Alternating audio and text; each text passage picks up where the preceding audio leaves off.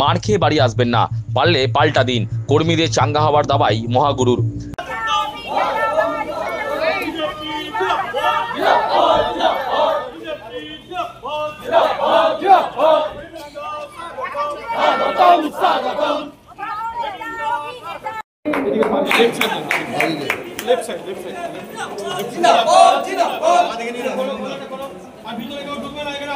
ছাব্বিশের বিধানসভা নির্বাচন পাখির চোখ।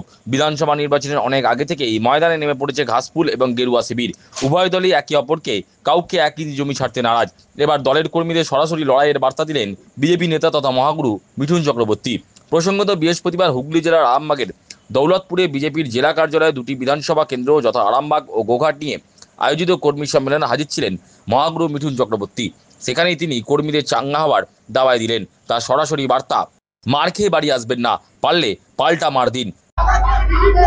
একটা কথা স্পষ্ট বলেছি, মার খেয়ে বাড়ি আসবেন না, মারলে মারবে। বুথ স্তর কর্মীদের সক্রিয়তা বাড়ানোর পাশাপাশি মাটি কামড়ে পড়ে থাকার বার্তাও দিলেন মহাগুরু তথা বিজেপি নেতা মিঠুন চক্রবর্তী। শুধু তাই নয়, দলের কর্মীদের কারোর অসন্তোষ থাকলে তাকে জানাবার পরামর্শ দিলেন মিঠুন চক্রবর্তী।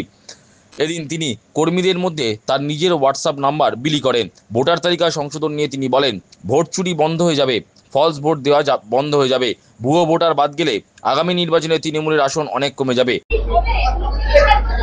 মানে যতখানি চুরি চামারি হতো সব বন্ধ হয়ে যাবে, যেগুলো সব ফলস ভোটিং হতো সেগুলো কম হয়ে যাবে, যারা যারা ফলস ভোটিং হতো তারা বেরিয়ে যাবে। তৃণমূল সরকারকে নিশানা করে মিঠুন বলেন, এই সরকারের আমলে মা বোনদের ইজ্জতের কোনো সুরক্ষা নেই।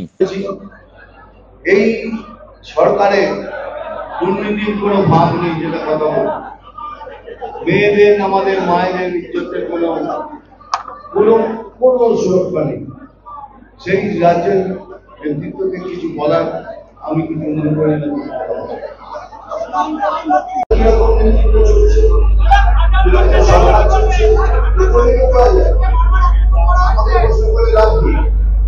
আপনি বললেন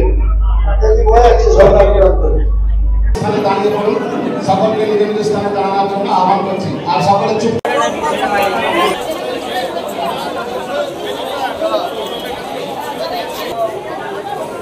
আপনি শুধু ওই থানা পুলিশ গুলো একটু দেখবেন, থানা পুলিশ বলবেন, আর কিছু দেখতে হবে না। বাকিটা আমরা দেখে নেব।